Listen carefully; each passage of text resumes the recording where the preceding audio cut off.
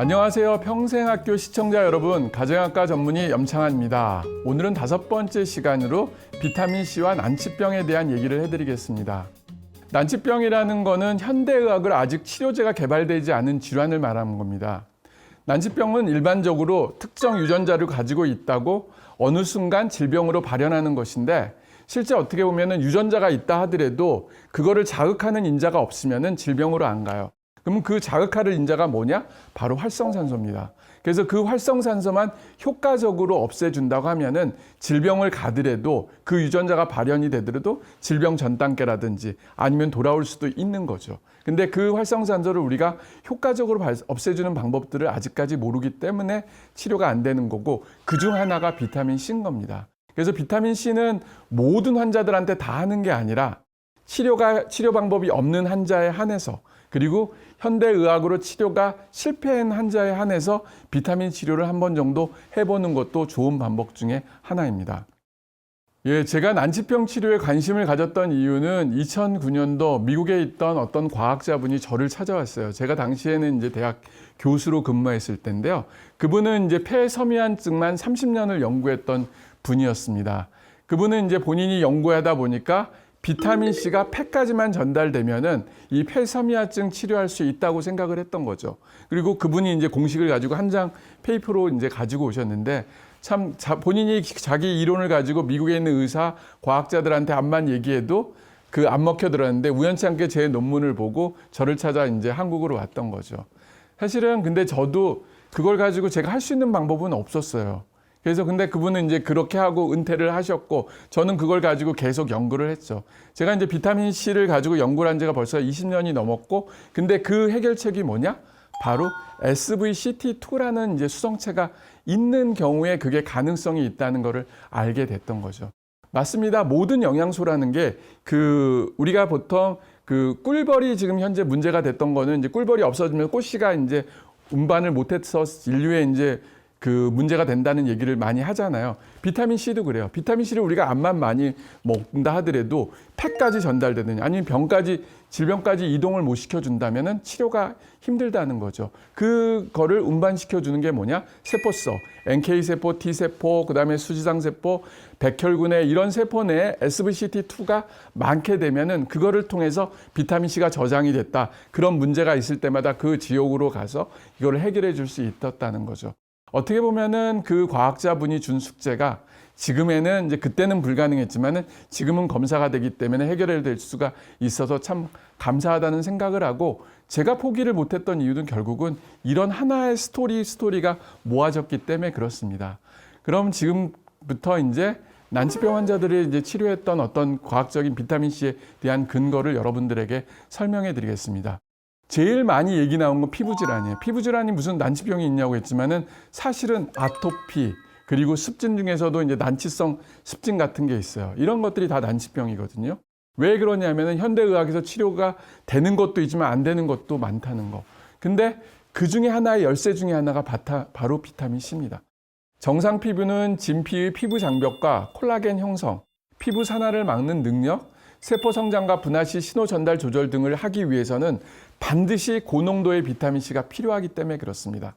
그래서 이런 분들은 실제적으로 비타민C가 효과적으로 피부에 전달되지 않았기 때문에 이런 병들이 이제 생기고도 나빠질 수가 있습니다. 우리가 비타민C를 먹으면은 결국은 피부에 갈 거라고 생각했지만은 실제 비타민C가 피부로 가기 위해서는 SVCT2라는 수송체가 있어야만이 간다는 거죠. 그거를 통해서 가서 결국은 이 피부 질환들이 이제 해결이 되는 겁니다. 대표적으로 이제 제가 봤던 이제 아토피 환자인데, 어린 시절부터 아토피 때문에 고생을 했었어요. 그래서 많은 치료를 했으나 실패를 했고 아토피 때문에 흉터까지 생겼었어요. 그러다가 우연치 않게 이제 비타민C가 도움이 된다는 말을 듣고 저한테 와서 비타민C 60g을 정맥 주사 맞고 경구로 이제 18g을 먹었죠. 그리고 의심이 되는 음식을 피했죠.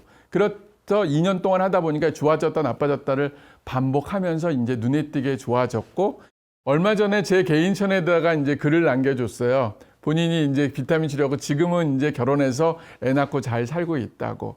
그리고 두 번째인 분은 얼굴에 이 목 부위에 이렇게 흉터처럼 아토피가 심했고 치료는 어려서부터 계속 받아왔죠. 그렇지만은 그 치료가 다 실패됐고 이분도 역시 비타민C 주사하고 경구를 먹고 음식을 피했더니 여기가 싹 6개월 만에 호전됐습니다. 모든 환자가 다 그러지는 않아요. 근데 호전되는 환자가 있다는 거죠. 그 다음에 이제 또 오는 게 만성피로증후군. 현대인은 만성피로를 기본적으로 깔고 살아요. 근데 단순한 만성피로증후군은 며칠 쉬면 회복이 돼요. 근데 그 단순한 만성피로가 아니라 정말 심각한 만성피로증후군이 있어요. 이분들은 쉬어도 해결이 안 돼요. 이때는 이미 벌써 뇌라든지 다른 데도 손상들이 와 있는 만성피로증후군이거든요. 그래서 이분들 같은 경우는 뭐 6개월, 1년 쉰다고 해결되는 게 아니라 진짜 문제가 되고 이분들은 먼저 치료를 해야 된다는 거죠. 이 만성피로증후군은 실제로 어떻게 보면은 중추신경계를 침범하는 질환이라 얘기할 정도로 무서운 병 중에 하나인데 아직까지 기전이 밝혀지지는 않았습니다.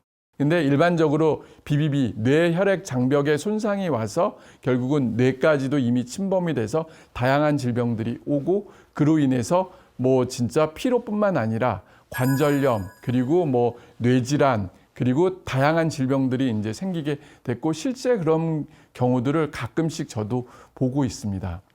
제가 봤던 환자 중에 한 분이 이제 그 만성피로증후군 환자분이 한 분 계셨는데요.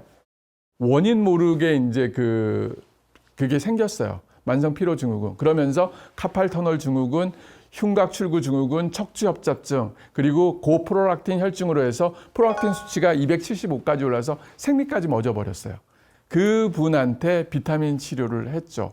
그래서 비타민 주사를 맞고 경구로 복용을 시켰더니 6개월 만에 통증이 확 없어졌고 프롤락틴 수치도 4.5까지 이제 떨어져 버리고 4년 만에 이제 생리를 했고 그리고 한 1년 정도 치료하고 나서 이제 완전히 원상복귀해서 다시 즉상적으로 생활하고 지금은 이제 주사요법은 안 하고 경구로서 하루에 18g을 계속 먹고 있다고 하고 있습니다. 그만큼 이제 보게 되면은 만성피로가 단순도 있지만은 심각하게 이제 진행되는 경우도 있다고 이제 돼 있습니다. 만성피로증후군에서 비타민C 작용 기전을 보면은 총 6가지를 설명해 주는데요. 첫 번째는 뇌 혈액 장벽을 보호해줘요. 그래서 독소들이 뇌로 가는 거를 막아주는 게 첫 번째고요. 두 번째는 신경 독성 물질 생성을 억제해줍니다. 이 독성이 생성이 되면 결국은 뇌를 포함한 다양한 우리 몸의 장기에 손상을 주기 때문에요. 그리고 세 번째는 면역력을 키워줍니다. 만성피로증후군을 이제 있는 사람들은 이 면역력이 떨어져 있거든요. 그래서 항상 감염, 바이러스, 세균들에 이제 노출이 심해서 점점 나빠지는 거고요. 네 번째는 스트레스 감소입니다. 스트레스가 많아지게 되면 활성산소가 많아져 갖고 그래서 여러 가지 이제 문제점, 피로감 등을 유발시키는데 비타민 C는 아시는 것처럼 항산화 작용을 하잖아요. 그래서 스트레스를 감소시키고요. 다섯 번째는 활성산소 감소를 통해서 뇌 장벽 손상뿐만 아니라 뇌조직 손상을 감소시켜서 피로를 없애주는 거죠. 그리고 마지막으로 부신 기능입니다. 부신이 사실은 굉장히 중요해요.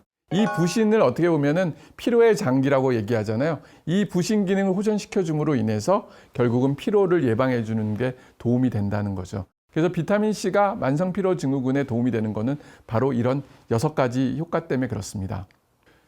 예, 다음은 난치성 상처에 대해서 비타민 C의 효과를 설명해 드릴게요. 사실은 이제 보통 이제 난치성 상처가 생기게 되면은 항생제만 쓰고 결국은 그게 좋아지기 위한 다른 상처 회복에 대해 등한시하는 경우가 있습니다. 우리가 상처라는 거가 생겼을 때 기본적으로 해결을 하기 위해서는 결국은 산소가 필요하고요. 두 번째는 비타민 C 같은 적절한 영양소가 필요해요. 그래서 항생제로서 감염만 예방해 주는 건 기본적으로 도움이 되지만 그 외에 더해서 비타민C가 거기 상처 쪽으로 충분히 가게 되면은 상처 회복에도 좋고 그와 더불어 이제 산소까지 가게 되면 금상첨화로 효과가 있는 거죠. 이 환자 같은 경우도 지금 발 등에 상처가 심하게 난 경우예요. 항상제만 열심히 써봤자 회복이 안 됐었던 거. 그래서 그 고압산소 치료하고 비타민C를 병행하면서 상처 회복이 이제 점점 되는 거를 보여주고 있습니다. 그 다음 환자 같은 경우는 이제 방사선 때문에 방사선을 치면은 피부에 이제 손상이 오고 그게 심해지면 이제 피부 괴사가 오는 거죠. 이때도 결국은 이 괴사를 막아주기 위해서 산소와 더불어 비타민C가 들어가 주게 됩니다. 그렇게 되면은 이 피부 손상된 거를 확 빨리 회복시켜 줄 수가 있습니다. 그 비타민이 난치병 환자들을 치료하다 보면은 항상 그 중심은 환자예요. 우리가 의학적으로 항상 얘기하면은 과학적으로 검증만 얘기하지만은 더 중요한 게 바로 쿠스마울의 법칙입니다. 침상의 결과가 과학의 결과보다 더 중요하다. 암만 과학적으로 검증이 안 되더라도 환자가 그 상황을 해서 좋아졌으면 이유가 있다는 거죠. 근데 그 이유가 근거가 없다, 에비던스가 없다 하고 무시해버리게 되면 그 환자들의 노력, 그 환자들의 죽음에 대해서 우리는 의료계는 너무 정말 무시했다는 생각을 하게 됩니다.